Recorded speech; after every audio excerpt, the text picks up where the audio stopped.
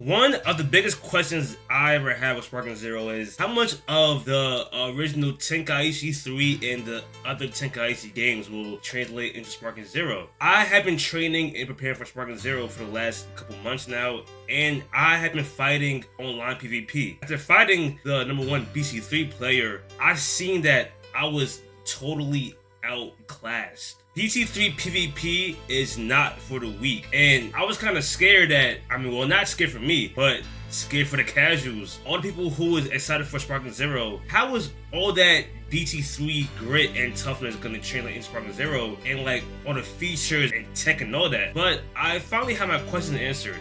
A few days ago, I reacted to a BC3 pro player playing Sparking Zero at Evo. Basically, he was trying out BC3 tech. So for today's video, I get that same person in an interview and I ask him various questions. Let's get into it. All right, look, man, tell them who are you and what do you do and stuff like that. Okay, all right. So I haven't really been on social media like ever. I just made a Twitter and YouTube, but basically, I, been a huge Naruto Storm player for a long time. Storm. Yes, Sir. I've been a huge Naruto Storm player for a long time.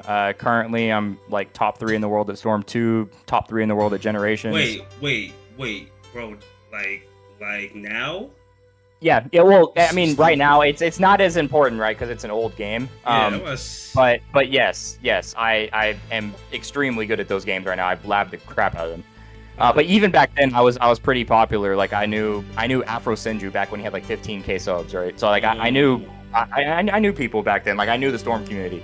And then from there, when Revolution came out, I actually had the #1 spot on the leaderboard for a while. And then I kind of didn't like the direction the game went after Generations. There's a lot of problems with the game, but I'm not going to get into all that. But basically, each game that came out after Generations, I just liked less and less. And when Storm 4 came out, even though all the cool Switch tech, and it is a better game than Revolution, I just really did not vibe with it. So I was like, I got to find something else. Like, let me get out of this. And, when I was a kid, I played Tenkaichi. So I basically, in like early 2015, I was like, all right, I'm done with Storm, and I found these tutorials on Tenkaichi 2, which is like one of the best tutorial series ever done on YouTube. Depth of Tenkaichi by Zero Annihilated. It's so good. I found that series, and I just went all in on it. I'll find it. I just wait, what? I'm gonna find a video and it's if you want to really learn Tenkaichi, it's like a 30 video series. He compares it to like traditional fighting games, and like he like breaks down like every little aspect. And if y'all don't know, Tenkaichi 2 is a much more like technical game than Tenkaichi 3. I still love Tenkaichi 3, but like Tenkaichi 2, there is a lot more to it, like what you're pressing and stuff. It has the entire Budokai 3 combo cancel system in the game. Okay. Like it's crazy. Like it's like imagine Tenkaichi 3 with Budokai cancels. Like it's ridiculous. You know what I mean? Like. But, anyways, like, so I just went all in on BT2, and I was just, at that time, I was, like, day trading, like, Forex trading, so I didn't, have a 9 to 5, I just had, like, infinite time to play games, basically. Forex nigga? Oh, yeah. He was everywhere, huh? Yeah, so I had I was in a unique spot where, like, I was paying my bills and stuff, but I had just so much time to play, so I was just going crazy on that game, and, I've put, a 5-digit amount of hours into Tenkaichi 2. I don't know if it's 20,000, 30,000. It's something just crazy. It's something crazy. I gotta look. So look, I think my video is at like 10,000 right now. It's the video where I. Oh, yeah, you got a video of 10K? No. I watched your footage. I think that one I think it's at 10,000 right now. And like some of the fucking comments are saying, "Oh, I don't see a pro." Oh yeah, because you remember what I sent you in my first message. Yeah. Some of those clips I'll admit, they're fucking terrible. Yeah. Definitely. But I also do think some of those clips are the best clips we have of the game right now too. Look, so as soon as I see your footage, bro, how you move and stuff like that, I already say, oh yeah, bro. Like, this is how these niggas be fucking moving and shit. So I already knew you was someone, bro. Yeah, I appreciate it. Yeah, I mean, I kind of fell off the scene, and a lot of the guys, like the top player. I mean, me and Hawk are cool, but a lot of the other top players, they really don't like me. But I'm trying to fix that because, like, I mean, to be fair, I was playing Tenkaichi 2 so much, and I'm like, oh, you guys are kind of stupid for playing 3. It's the worst game. Blah blah blah blah blah. I'm past that shit now. I don't care about that. But like, I'm just trying to make the community like, just a good place to play the game, and in the past couple of years that I haven't really been playing BT3, like there's been a few new people that are actually really good now. So I need to play them and see how I do. But I mean, they definitely downplay me though. There is a lot of comments talking shit about me, but it's like, bro, like. But no, it's not even that. I literally have so many videos like doing good against all these people, and it's like you can't just discredit that, I'm gonna tell you why, bro. It's that, like, you know what I'm saying, bro.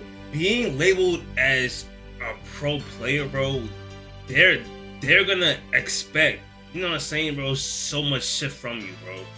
Like, I mean, yeah, bro, that's true. It kind of sets you up to like they just like overanalyze. Yeah. Yeah, no, I got what you mean. Yeah. Because look, every footage we see, bro, is people like who don't know what they're doing and stuff, man. So like, even I was like, I seen, oh shit, it's a pro player, nigga. I mean, see this shit, and I was like, I seen your vision, you know what I'm saying, and I said like, yo, bro, he's probably playing this shit for the first ever time, so like, yeah, that's see. that, Yeah, and also keep in mind, other than the after party where I could just play as much as I wanted, and that was only a couple hours. Yeah. Other than that, and I couldn't really play as much as I wanted either. I got about 30 minutes of footage from that, but it was much easier than actually being at Evo. At Evo, you get one match, and then you're waiting in line for half an hour. So keep this in mind. I want everybody, if you're listening to this video, keep this in mind. If you're at Evo trying to learn the game, are you gonna just go in and square mash the CPU and kill it in 5 seconds? No, you're gonna pick 3v3. Yeah. You're gonna pick 3v3. You're gonna purposely run the clock all the way out. If you notice in those videos, I run the clock out every match. Yeah.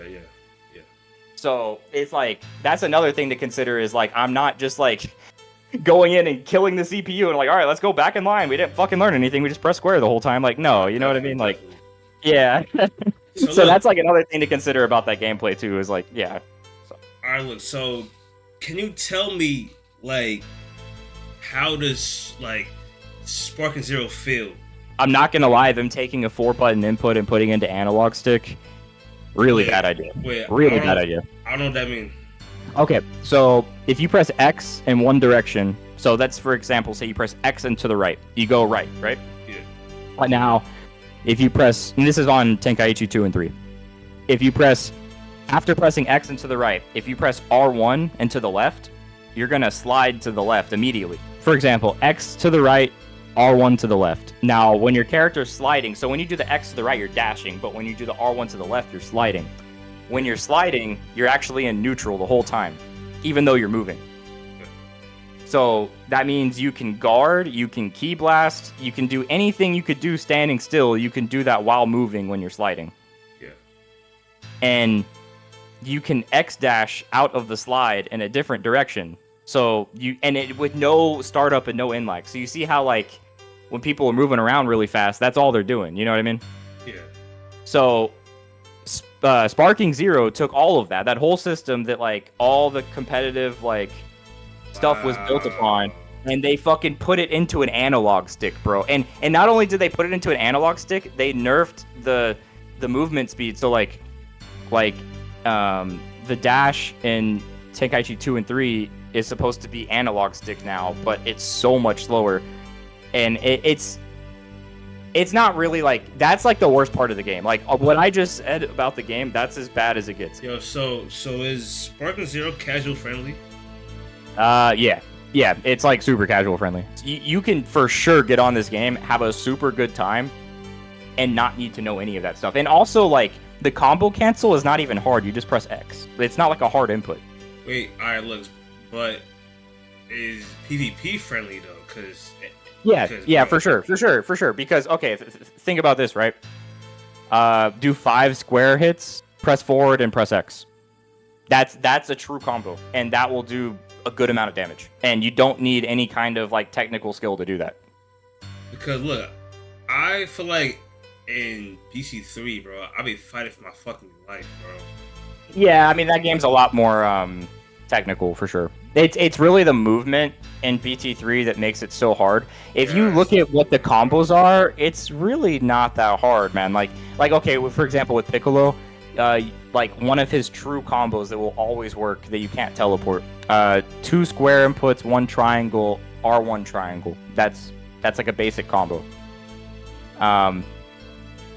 That you take that to Sparking Zero, and you can add like 7, 8 buttons between that if you want to. So, I'm not saying that means Sparking Zero is like less casual friendly. I'm just saying that I think BT3 is so overwhelming because of the movement and not because of the combos. You know what I mean? Yeah. And also, Perfect Smash is really, really fucking useless in this, so you don't have to learn a timing for that for every character. Yeah, so Perfect Smash is that thing where, you know, you hold the charge square button until they glow up, and then if you do it at the right time, they'll teleport and hit, you know? Yeah. And on Sparking, that's in the game, but it's so bad, it like goes nowhere, it's super slow. It's just really, really bad. And I would actually advise you never use it. The only time you would ever use it is like a super niche situation where you want to, for some reason, use that teleport to dodge something and have like a punch instantly come out. But that's like almost never happens. So yeah, you don't even need to worry about learning Perfect Smash. It's like the game is very casual friendly, man. Like trust me, I would not worry about it at all. Teleporting is easier now. It's twice as easy to teleport now. Wait. Is that the Z counter? No. Teleporting. Like defensive teleporting. Okay, so how is the Z counter? The Z counter is, I think it's even harder than BT3 actually. Oh. Yeah, because, and it makes sense too, because to do Z counter you have to press. To do Z counter you got to press up square on the same frame you get hit, right? Yeah. Well, in BT3 it's 30 FPS. In this game it's 60 FPS. So now it's twice as hard to do. You know what I'm saying? Like Z counter became twice as hard from 60 FPS. But then teleport, like vanish, became twice as easy. You have twice the amount of time to do it. Wow. Yeah. Oh my god, bro.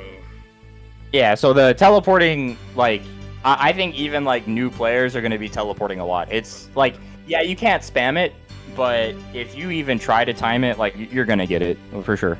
Alright, man. I don't want to make this video too fucking long. Yeah, I got so much to say about this guy. I can go for hours, bro. So if anything, I could have you on a stream. I should have had you. Yeah, for sure. And all right.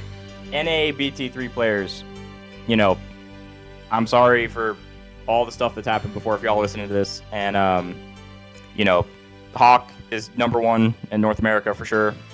And I'm just trying to have fun and play the game. And I hope we can just, you know, have fun together. So, yeah. That's really all I got to say. Hey man, yo, bro, you definitely seem like you a fucking cool ass nigga and shit, bro. You know what I'm saying, bro? So appreciate it. I'll be fighting you in Sparking Zero, bro. Like, yeah, for sure, man. I'm trying to take YouTube pretty serious. You know, I even got, I think, I mean, I don't know. I'm not trying to throw his name out there like that, but Afro might, you know, he recorded me playing Evo and it hasn't been up on YouTube yet, so I'm waiting for that to come up. You know, that's gonna be a big thing for me. Yeah. Bro, that's good, man. I know, so I'm trying to make it on this YouTube thing, man. Like, I'm taking it pretty seriously. When the game actually comes out, I'll be at Shonen's house and we'll be just like pumping out content for like a week. So. Hey, bro, I've been uploading every single day, bro. I respect it, man. It's now that I'm actually getting into this stuff, it's not easy, man. So I respect it. But all right, man. Yo, man, shout out to my dog for real, bro. I will have his fucking channel and everything down below. And yeah, guys, I'll see you later.